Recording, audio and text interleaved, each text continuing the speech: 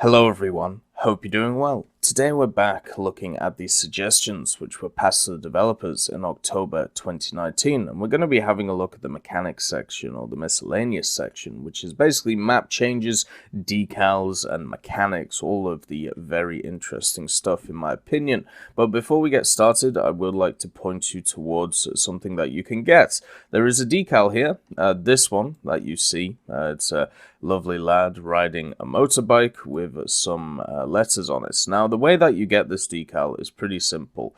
Go to your Gaijin store and go to activate code and put this code in that you see at the top here.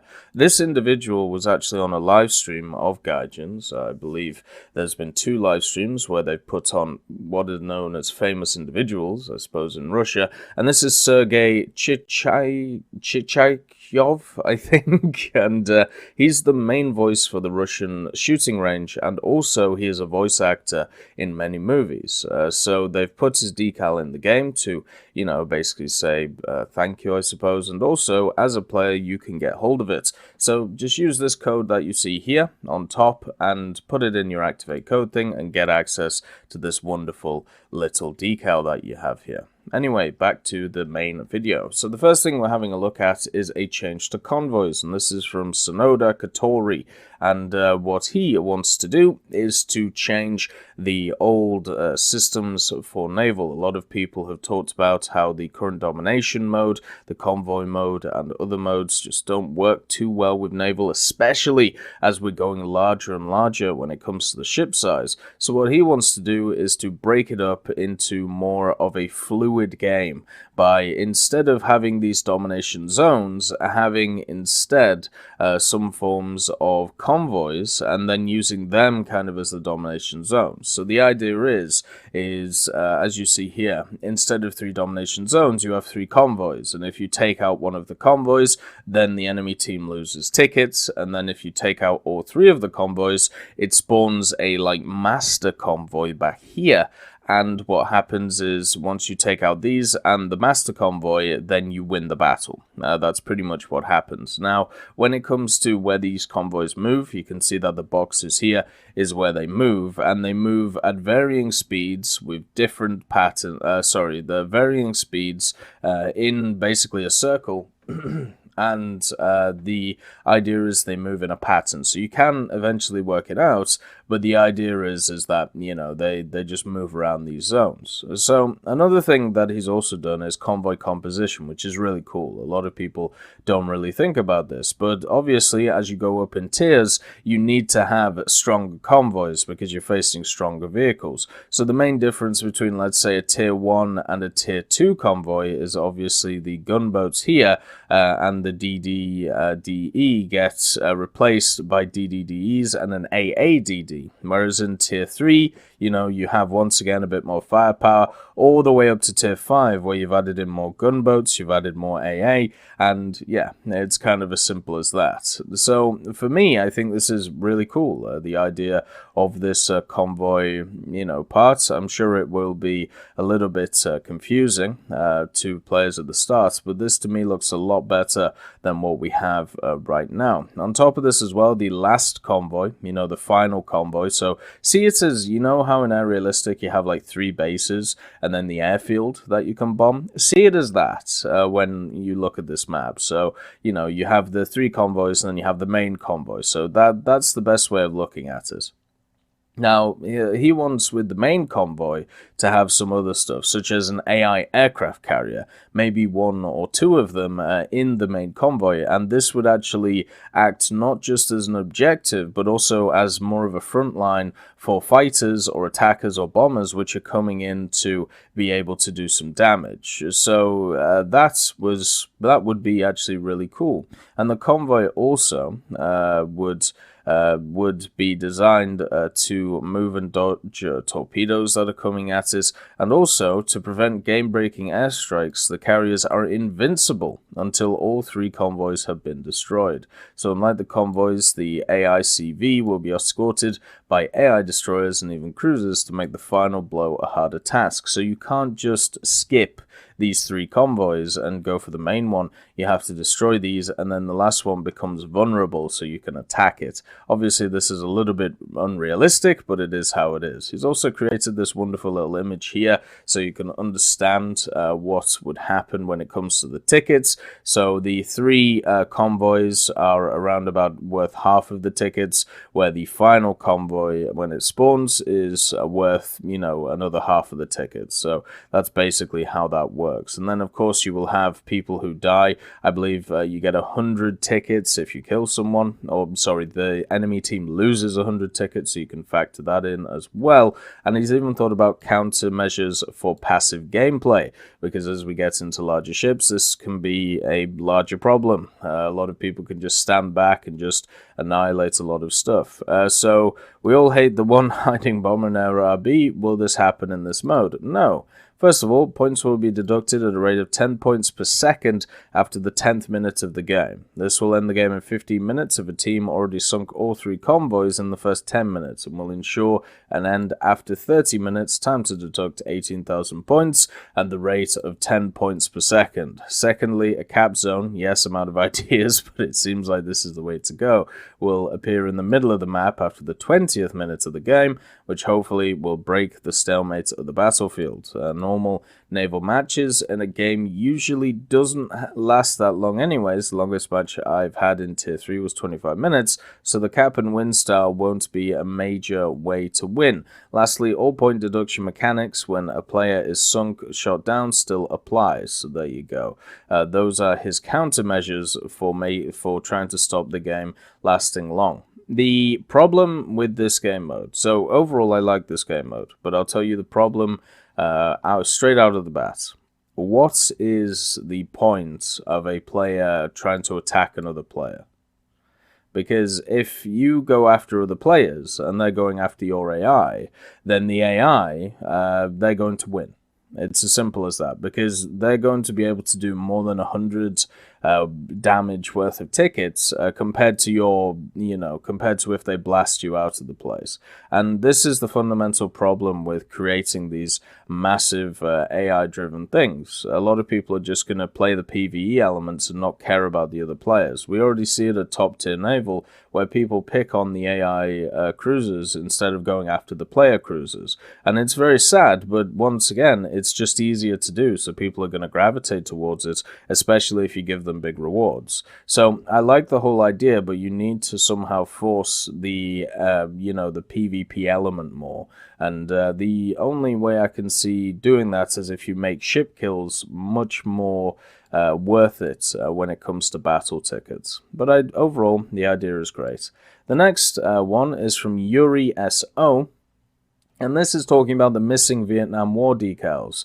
So, of course, according to him, there are more than 35 vehicles used in Vietnam that are currently in War Thunder and available. He goes through all of the vehicles that are here, and the decals that he would like to see added is the Vietnamese Air Force One, that you can see right here, the Vietnam People's Army for ground forces, a slight different roundel with the colorless gaps and the yellow circle in use, and then of course the Viet Cong, which has the blue area here instead of the full red. So those are the 3 decals he wants added. I don't really see an issue with adding any of these. They are of course historical decals. The only question is, do you just add them in the game for GE? Do you add them in for special requirements? Or do you just throw in so people can use them? I'm not entirely sure yet, but overall I would like to see them in game. The next one is from Aerobane, and this is talking about a fix to helicopters. This is a fix that has also been talked about for top tier air vehicles as well, and it is to make the hardpoint system just easier to understand. Basically, what Aerobane is talking about is creating a system where instead of having the massive drop-down menu, all you do instead is click specific hardpoints and then put on what you want to add on. Now, I am generally in agreement with this system, apart from one thing, and this is a thing which every one of these posts has, and it's really, really worrying about it, and it's this part right here.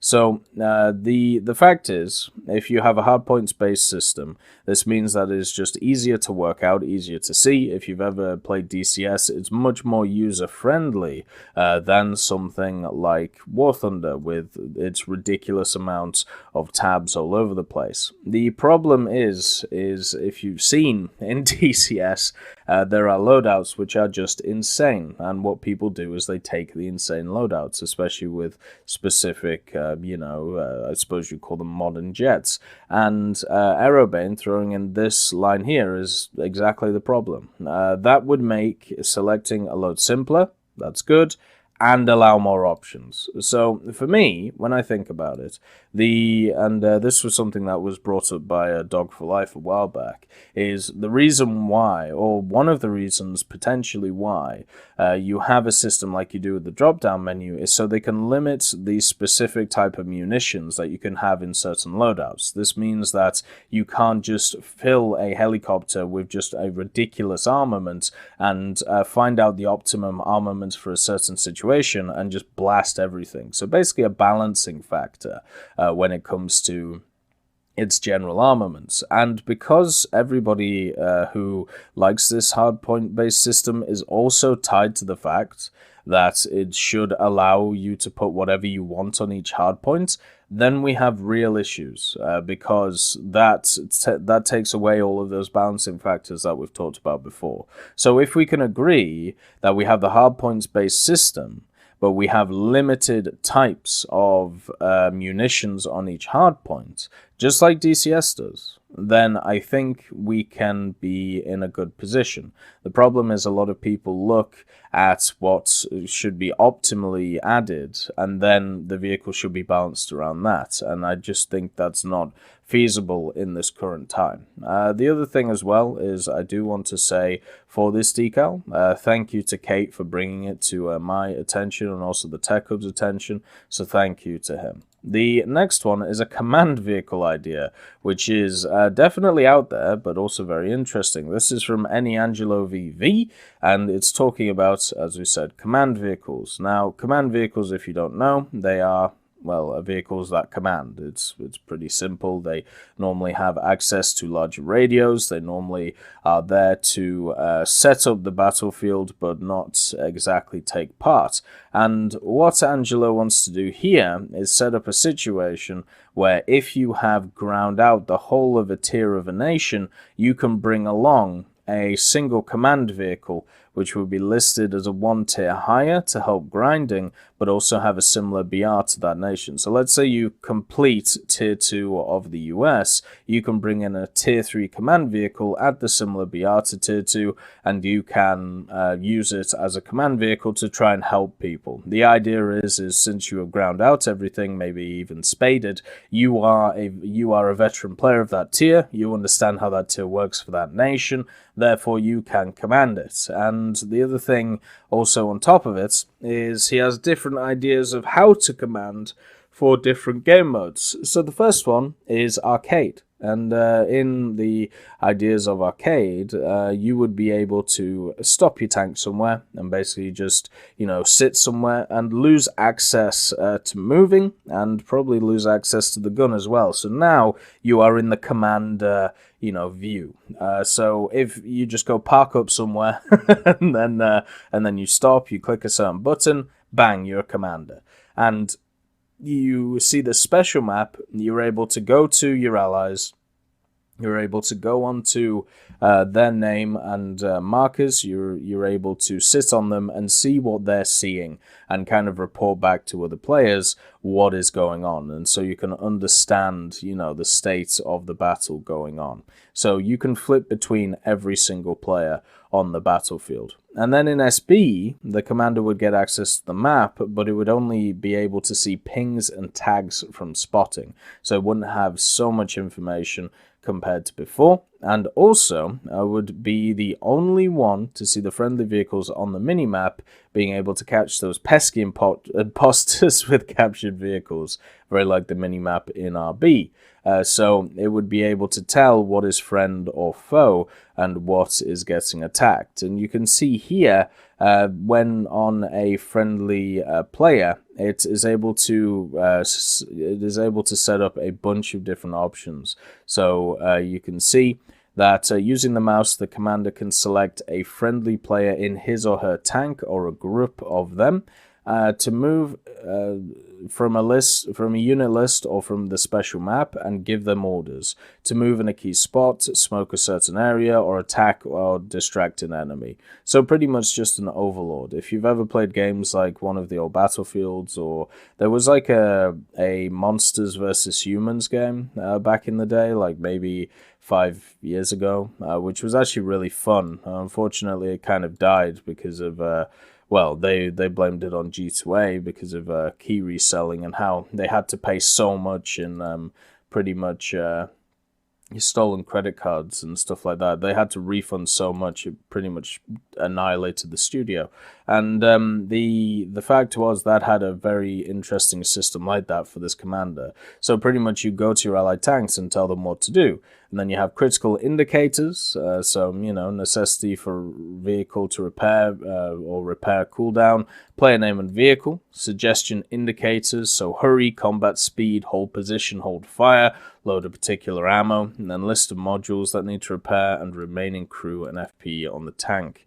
So all of these, you can basically just tell the player what to do while you are commanding the battlefield. Then you have, of course, the player interface itself, the horizontal grid, and then you have the notification is displayed when the commander gives the player order, notification is displayed, commander suggests a particular ammo. It's, you know, it's pretty much the same as any RTS if you've ever seen it. If you've played in a multiplayer RTS, you can just tell everybody, you know, where you're going. He's actually done some really nice illustrations here, so you can tell, you know, what's going on. And then there are some other options as well when it comes to this idea. The one which I was thinking about, if you wanted to implement this, is who would you choose to go into the command vehicle, because according to him, you can only have one command vehicle per team. So during the first spawn, the game will allow only the player with the highest command vehicle in terms of BR to spawn in it. Otherwise, wins the fastest clicker. When the command vehicle gets destroyed by the enemy, the squad who suffered the loss can't spawn another command vehicle for a whole minute, so the enemy commander can exploit the moment of disorganization in strikes with a tactical advantage. This makes the command vehicle high-value targets for the enemies. So all of these are like the... So if you look at the general concept of command vehicles, you know, you're basically taking away a gun from your side and replacing it with information. Now, most of the time, if you just use it in the most efficient and most optimum way, it's going to be incredibly useful for you. The problem is people won't, and at least in my experience of playing stuff like Battlefield and that Alien game, which I can't remember the damn name of, or other games which have had systems like this, where they have like an overarching player who is designed to, you know, keep you alive and to tell you what's going on, it's either too overwhelming for them, or there is like 5% of times where you get an insane commander and somebody who can just lead you to victory by telling you exactly what's going on. And then 95% of the time, it is completely useless. The reason for this is because they're either, you know, controlling specific amounts of people, like 1 or 2 people at a time, and they don't know how to, you know, command the rest, or there's just too much going on, or they're just doing it for a laugh, and they're doing it to troll you, which unfortunately is part of the system as well. So from just a pen and paper point of view, this system sounds really cool, but from a practical point of view, it's a large system to implement for people just to use badly. If you know, infinite time and infinite money existed, I would love to see a system like this added and tested just to see how it would go down. but at the same time, there isn't infinite time and money, and I don't personally have faith in this because of the fact that there are too many downsides if you have a bad commander. It can make your gameplay experience so bad having somebody tell you, basically tell you to go to places that will get you killed, or keep spamming you with certain messages because they're just an asshole. So yeah, you've got to watch out for those things. Then we have Prisbiz86, and Prisbiz is talking about how to fix bombers in SB. Obviously, bombers in SB, as he says, gunners set up now in bombers are totally unrealistic, with players being able to mouse, point and click, and shoot in all directions with godlike third-person view. This has been a problem that simulator pilots have had for a while, since I've started the game. It's been a problem that many have talked about and many would like to have seen fixed. So the suggestion that Prisbiz makes is make each gunner station controllable separately, so use gunner buttons to switch between them. If gunner station could have controlled more than one turret, then be so. I agree with this. I think what you should only be able to do if you're going there are two things in simulator. So you either go full hog and you say, well, you're the pilot, there is no way you can control the gunners at the same time, you have to leave them to the AI. You can do that, or you have the other thing where you can only control one crew member at once instead of controlling them all at once, which is what you do when you go into the gunner view. You can you can steer your plane, you can move it about, you can also use all of the gunners at the same time. So if you want to get rid of that and make it so you're only controlling individuals, I think that would be good. The next one is, of course, a little bit more eccentric. Allow only first-person gunner view. Ideally, it should require cockpits, but there is a temporary solution that we can do in the meantime. Use the same system as Tank SB uses, where camera hovers 0.5 to 1 meter from the turret position. So in case of the top turret, it will hover just above the turret. This will allow to give almost realistic field of view limitation. Obviously, in case of tail gunner, it will be just behind, and so on for other positions. And obviously it won't be magic, first person view without plane obscuring view, plane will be visible all the time. So pretty much the system that we already have when it comes to single individual gunners on planes, but expanded to multiple positions, which would also coincide with the first one, which would be the make each gunner station separately. Those two go hand in hand. You can't have one without the other. And then the last one is borrow the aiming system from tanks as well. Players will point where he wants to aim, and turret will traverse there as fast as possible. Two markers, one from where I want to aim, and another where the guns is actually aimed. Okay, yeah, you could add that in. So I like all these three suggestions. I think the one when it comes to first persons, yes, that would be the ideal one. The only question is it worth the time? And that is not a decision for me to make. So yes, I like these suggestions, and eventually I hope we get some style of first-person gunners for certain machines, just to see how it would feel. It's always a little bit janky with mouse aim, which is why I'm a little bit against it. But overall, I definitely agree with the 0.1, and if the 0.2 is implemented correctly, and the 0.3 I agree with as well.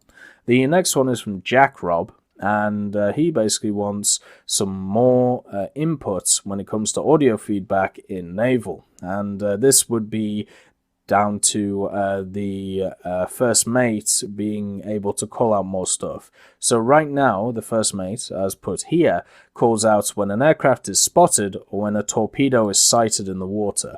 Now, I don't think he actually... Now, obviously, this is back in 2018. I don't think it actually tells you when a torpedo's in the water anymore. It just gives you a big whomp, whomp, whomp, you know? So that's slightly different. But the aircraft one is definitely still there.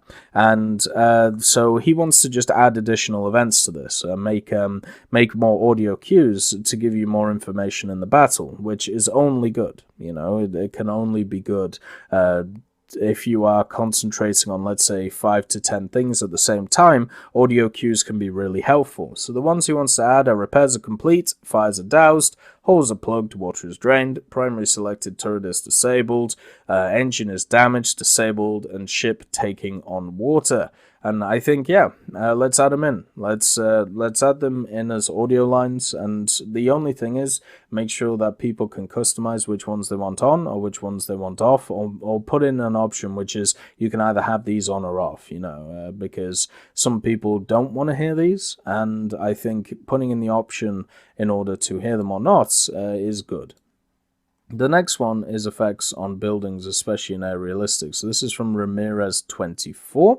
And it's talking about, of course, when aircraft hit certain buildings, mainly in aerialistic. So you can see here, when a plane hits a building, it doesn't really do a lot. It just creates this little bit of flame that you can see. And what he wants to do is make it so the fire should be better placed on the walls. The building texture should be replaced by a burn building texture. And after a time, the flames would disappear and the burn building would stay in place.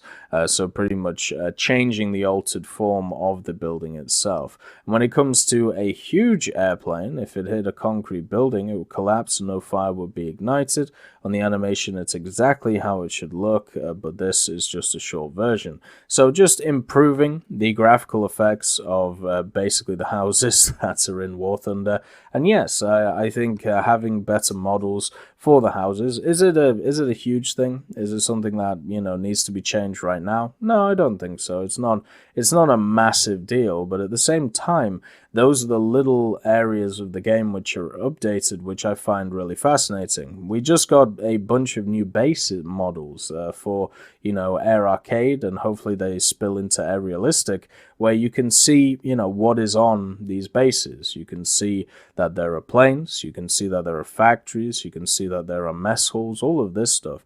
Why not expand those ideas to some of the houses that are in game and make them look a lot more realistic and make them feel a lot more realistic? It just seems like a really nice little idea. Now, the last one is from Z-Storm. Now, Z-Storm talks about the idea of adding in rich presence to War Thunder through Discord. So, rich presence is a feature that Discord has, and the whole point of it is so, how in Discord, it's if people have it set, you can see what they're playing.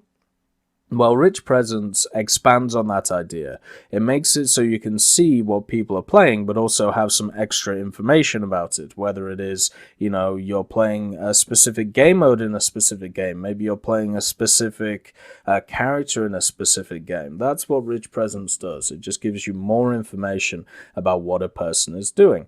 So I personally have it turned off because a lot of people always ask me what I'm doing in a game or if I want to be joined. And most of the time when it comes to games that aren't War Thunder, I don't really want to squad up. I just want to, kind of play it. And then the main thing is, at least you have the functionality to turn it off.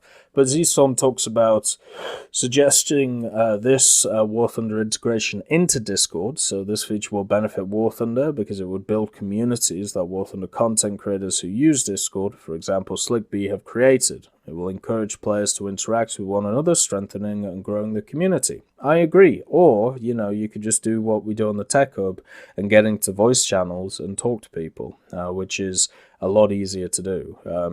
Like just pop in, have a chat, and, talk to people. And then you know what's the easiest way of working out what people are playing? By asking them instead of trying to sit on a convoluted system. But overall, more Discord integration with War Thunder would always be appreciated. As somebody who runs in part the Tech Hub Discord, I definitely think the community that we have there is incredibly great. It's also growing. It's grown very well over this last year. And to be able to set forward towards certain games in a much more community-based way would be great to do. So yes, I agree with Z-Storm. Let's add more functionality. As long as, once again, with the other one, you're able to turn it on or turn it off, depending on what you want people to see. Because obviously, some people don't want to be bothered with stuff, and that's completely fine. So those are the things that were passed mechanically wise to the developers in October 2019. as you can see, quite a nice selection. I like this one. Just got to think about the PvP elements. Decals obviously good. Hardpoints, balancing issue. Command vehicles, balancing, well, not balancing issue, but just player issue. This one is just a plus, then a plus. This one would be a plus as well, and a plus as well. So not really any bad suggestions here, all very good suggestions. The only question is it worth, people's time to create, or is it not worth it? And that's obviously not up to me. I hope you all have a wonderful day, and I'll see you next time. I'd just like to thank Ambrosius McClellan, B. Young, Blackie, Daniel Stanton, Jay Wilt, John Ryman, Joseph Anders, Martinez, Moxie, Super Cacti, Uyans Terry, Elove Goat, and Seductive Trashcan for supporting the channel.